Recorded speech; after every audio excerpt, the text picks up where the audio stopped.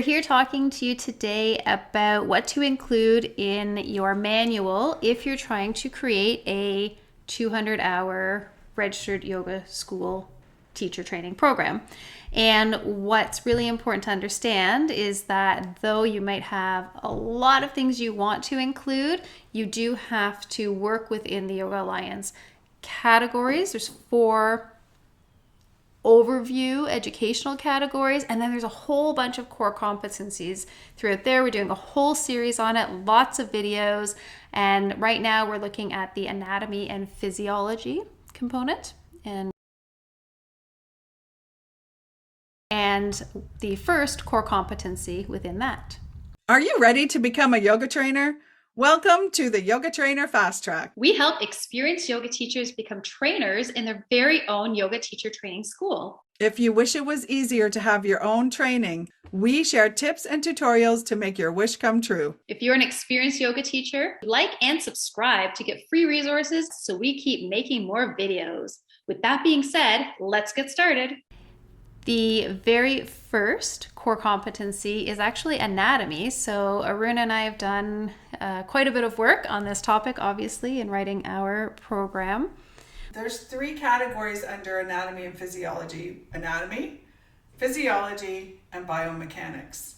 And it sounds like, and it makes sense that they want students to have a general understanding of how the body works. We're not making anyone into a therapist or a specialist or anyone who can diagnose or treat a problem anatomically, but it's good to understand the basics. And you've said many times, and I found this too in the teacher training, students do love to learn about the anatomy. They really do. Mm-hmm. They like understanding how their body works, and it's more like what is expected of them. Sometimes it's just almost a relief to know, oh, my body's not designed to move that way, or perhaps this is the expectation. So it's about understanding what your body is designed to do and the movement patterns. And particularly if we're asking people how to move their bodies, we should understand how the body's meant to move. Mm-hmm. At least the basics, especially. So in the anatomy section are 4 core competencies. The first one is the skeletal system and the major bones of the body.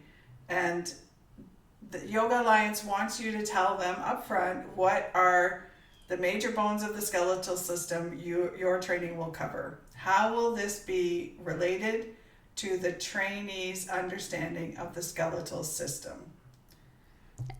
And where do you go from there? There's so many places you can go. We look at, of course, the overview of the skeletal system, things that might be of interest to you and your yoga students, tying it back into yoga and the poses. So the way that we move, what poses are, weight bearing, what part of the body is designed to be weight bearing versus what parts are not. Of course, there's alignment, your common ailments that come from improper alignments. And it's really a fine line because we want to understand these things, but we're also not able to spend enough time to be specialists in this category. So the Alliance wants us to say, what major bones of the skeletal system will your training cover? There's a lot of bones in the body, hundreds of bones in the body. We're not going to cover them all. It's not a medical training, but there are certain bones that come up over and over again where we're talking about the placement of your body in an asana pose. So which ones are the ones you're going to cover? Yeah, and what's designed for weight bearing, what is not. That's something that we found very important. And then how are you going to repeat those bones throughout the training so that students, you're not just telling them one time and then moving on, you're kind of repeating the different bones in the different parts, in the different yoga poses. The second one is the skeletal system, the types of joints. And that one is very interesting.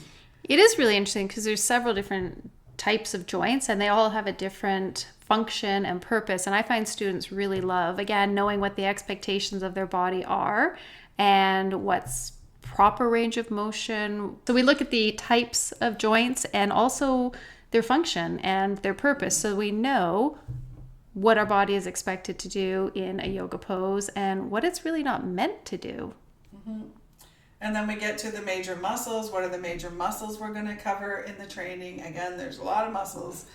And we just want to have an overview of the main ones that come up in the yoga poses. That's what you're going to include with the training, depending on which yoga poses you're including in your training based on your style of yoga. I think what's interesting too about this is it says types of joints and types of muscles. So within this, even though it's not laid out, for instance, we're talking about ligaments as well and how they relate to the joints and the muscles. So none of these are individual ecosystems. It's all part of a bigger system that we're tying in all these elements that are really important when it comes to stretching, especially stretching ligaments versus muscles. And then the final one, skeletal system, types of contraction. What types of contraction will your training cover? How will this be related to your trainees' understanding of the skeletal system? So I think that's what's really interesting about writing a syllabus for an RYS, is that it's not just a matter of how you're going to write it in the manual, it's how you're going to deliver it. Like the second question in all of these core competencies, how will this be related to the trainees? It's all about the delivery of the training. And the anatomy and physiology category at one time was one of the two categories you could only have online training in, that they considered this to be a good topic for online training. So that's the other thing you'll have to consider when you're writing your syllabus, is how much will be online and how much will be in person. Yeah. We have quite a bit of ours online. The majority of ours is because there's so much to consider, and you want to be clear about the purpose and function of joints and muscles, but then you also have to tie it back into the effects of the movement and how do you create safe movement. So we did a lot of research on this, and of course in our own trainings, to share it and see the results before we were able to then put it into something that could have some longevity online. With this core competency under anatomy and physiology, when you're delivering your RYS training and writing out your syllabus, you're going to probably be intertwining these topics with each other, anatomy, physiology, and biomechanics. When you're looking at the different poses, you'll cover all of the anatomy and physiology.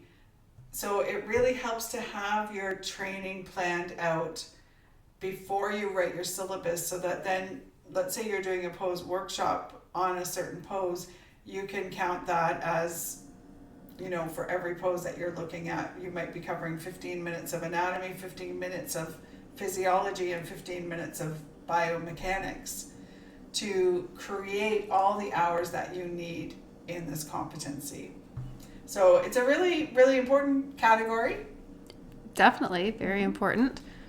Asking people how to move and telling them what to do and inviting them into movement patterns. We want to make sure that they're safe and also you're getting the desired effect that you want from the movement. What is the purpose behind the movement?